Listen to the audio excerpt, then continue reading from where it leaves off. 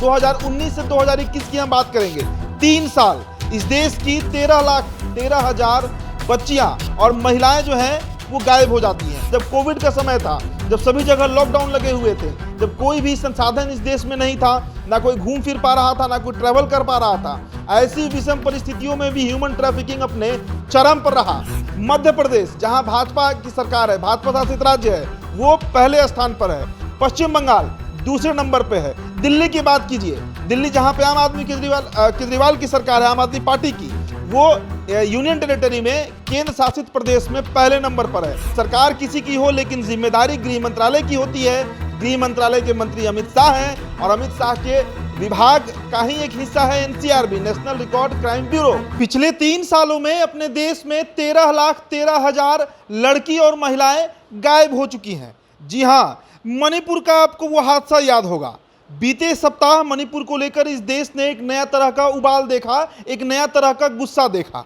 लोगों में फिर से महिला सशक्तिकरण का या फिर महिलाओं को सशक्त करने का, महिलाओं के प्रति उदार होने का, महिलाओं के प्रति एक खास तरह का सम्मान होने का जज्बा देखा गया। लेकिन 26 जुलाई राज्यसभा में एक नया, आप कह सकते हैं, एक कहानी बताई गई है। जी हाँ, लोकसभा का सत्र चल रहा था और राज्यसभा में कुछ आंकड़े पेश किए गए, जो आंकड़े शायद इस देश में कई लोगों को मालूम नहीं होगा। अगर मालूम होता तो शायद मणिपुर में जो विद्रोह देखा गया, मणिपुर इंसिडेंट्स के बाद जो विद्रोह देखा गया, उससे ज़्यादा बड़ा विद्रोह मौजूदा केंद्र सरकार के खिलाफ देख सकता था। देखिए, पिछले 3 सालों में 2019 से 2021 की हम बात करेंगे, 3 साल इस देश की 13,13,000 बच्चियां और महिलाएं जो हैं वो गायब हो जाती हैं। ह्यूमन ट्रैफिकिंग उनका होता है, उनके साथ क्या बर्ताव किया गया ये भगवान ही जाने। ज़्यादातर मामला यही होता है कि उन्हें दूसरे मुल्क में बेच दिया जाता है, देह व्यापार करवाया जाता है और भी कई तरह के गंदे काम उनसे लिए जाते हैं। राज्यसभा में 26 जुलाई को आंकड़ा पेश किया गया।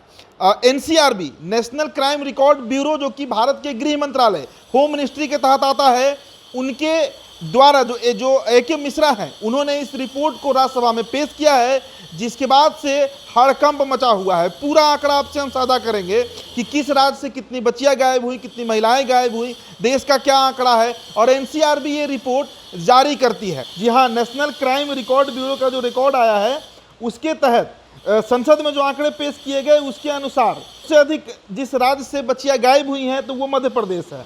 उसके अनुसार मध्य प्रदेश में 2019 से 2021 के बीच 1,60,180 महिलाएं और 38,234 लड़कियां गायब हुई हैं। इस अवधि में पश्चिम बंगाल दूसरे नंबर पे है, वहां से 1,56,905 महिलाएं और 36,606 लड़कियां गायब हुई हैं।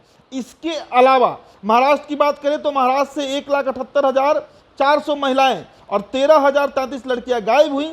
ओडिशा की बात कीजिए तो यहाँ पर इस अवधि में यानी 2019 से 2021 के बीच 70,222 महिलाएं गायब हुई हैं और 16,649 लड़कियां गायब हुई है। वहीं छत्तीसगढ़ की बात करें तो वहां से 49,116 महिलाएं और 10,187 लड़कियां लापता हुई हैं। आंकड़ों की माने तो केंद्र शासित प्रदेश में दिल्ली टॉप पर है, यानी यहां पर सबसे ज्यादा महिलाएं और लड़कियां गायब हुई हैं। दिल्ली से 61,054 महिलाएं और 22,919 लड़कियां 3 साल की अवधि के दौरान लापता हुई। जम्मू कश्मीर में इस अवधि के दौरान 8,617 महिलाएं और 1,148 लड़कियां जो हैं वो लापता हुई हैं।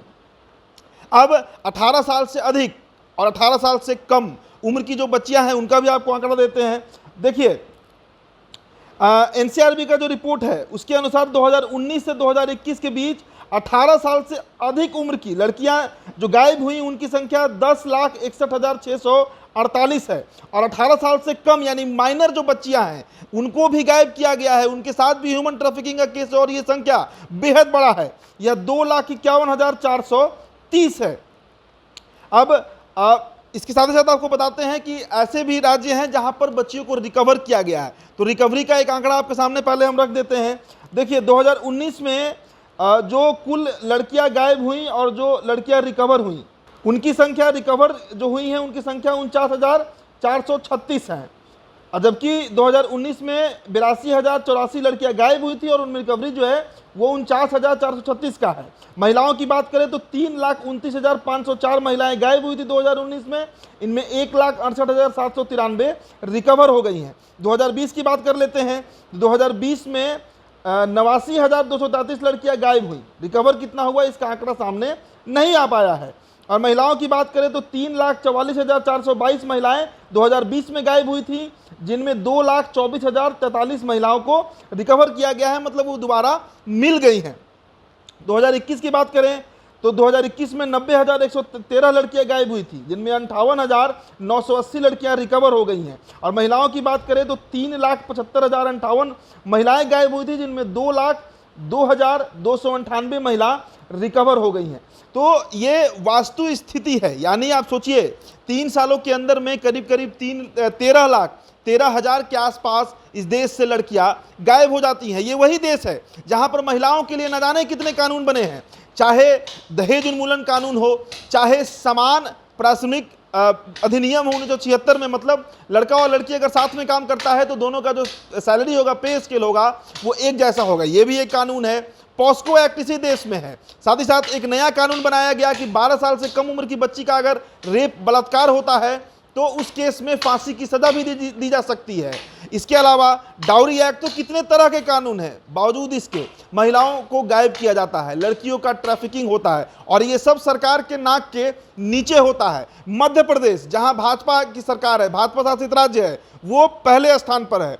पश्चिम बंगाल दूसरे नंबर पे है। दिल्ली की बात कीजिए, दिल्ली जहां पे आम आदमी केजरीवाल की सरकार है, आम आदमी पार्टी की, वो यूनियन टेरिटरी में केंद्र शासित प्रदेश में पहले नंबर पर है। तो कुल मिला जुलाकर गुणागणित यही है कि सरकार किसी की हो, लेकिन जिम्मेदारी गृह मंत्रालय की होती है।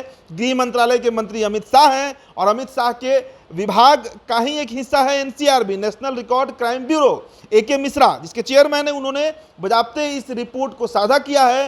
राज्यसभा में इस पर बहस हुई है, लेकिन शायद देश का एक बड़ा तबका है जो शायद इस खबर से रूबरू नहीं है कि 3 सालों के अंदर, साल 2019 से 2021, और वो भी सोचिए जब कोविड का समय था, जब सभी जगह लॉकडाउन लगे हुए थे, जब कोई भी संसाधन इस देश में नहीं था, ना कोई घूम फिर पा रहा था, ना कोई ट्रैवल कर पा रहा था, ऐसी विषम परिस्थितियों में भी ह्यूमन ट्रैफिकिंग अपने चरम पर रहा। यानी पिछले 70 सालों में सबसे अधिक ह्यूमन ट्रैफिकिंग का रिकॉर्ड 2019, 2020 और 2021 में रिकॉर्ड किया गया है। हालांकि 3/4 लड़कियों और महिलाओं को रिकवर किया गया है। यह आंकड़ा थोड़ा सुखद है, लेकिन दुखद यह है कि आखिरकार इस देश में जब इतने कानून हैं महिलाओं को सशक्त करने के लिए, महिलाओं के फेवर में उनको प्रोटेक्ट करने के लिए, तो उसके बावजूद इस तरीके का बड़ा घिनौना हादसा कैसे होते रहता है। आप सोचिए, किसी घर की अगर कोई बच्ची, कोई महिला, किसी की बहन, किसी की माँ गायब होती है तो उस घर का क्या मनोदशा रहता होगा। अब कल पटना की अगर बात करें तो एक 19 वर्षीय बच्ची पटना सिटी की BA पार्ट 1 की स्टूडेंट रहती है, एडमिशन के लिए निकलती है कोचिंग में, लेकिन 24 घंटे से अधिक का समय बीत चुका है, उसका कहीं कोई ठिकाना नहीं है। तो ये किसका फेल्योर है? राज्य सरकार का फेल्योर है, गृह मंत्रालय का फेल्योर है, या फिर इंटेलिजेंस का फेल्योर है? जो कि ह्यूमन ट्रैफिकिंग का एक बड़ा नेटवर्क है जो सिर्फ भारत में नहीं पूरी दुनिया में फैला हुआ है। सभी नेक्सस एक दूसरे से मिलकर काम करते हैं और ये एक बहुत बड़ा इंडस्ट्री का रूप ले चुका है। बावजूद इसके कोई भी सरकार हो, खासकर भारत सरकार की हम बात करेंगे चूंकि सबसे बड़ा मामला इसी देश में आया है, इसे लेकर अलर्ट क्यों नहीं है? क्यों बच्चियां गायब हो जा रही हैं? ये बड़ा सवाल है। फिलहाल इस रिपोर्ट में इतना ही। बहुत बहुत शुक्रिया।